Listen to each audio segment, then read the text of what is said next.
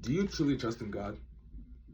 I say this because I had a situation in my life and I've been struggling with sleep paralysis for a while now.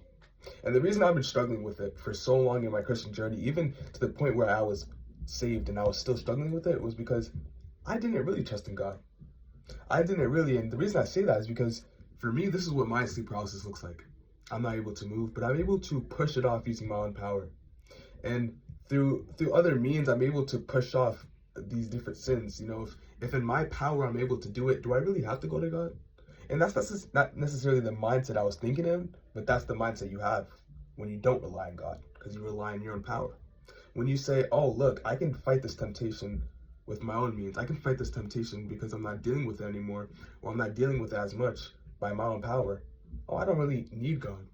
I'm not really reliant on God because I'm relying on myself. I'm relying on the distractions of this world. Now, God's saying don't be reliant on the distractions. God's saying push the distractions aside. God's saying give your life to Him.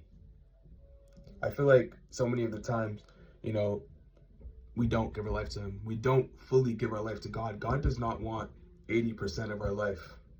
He wants 100. God wants that screen time. God wants when you wake up in the morning, what is the first thing that you do? The first thing you do is probably scroll on your phone, look at those messages. God wants Him to be priority in your life. The walk of a Christian is narrow, and God is saying give it to Him.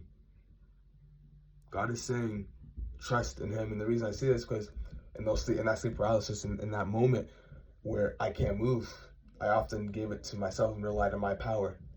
But a situation happened where I had to rely on the power of God.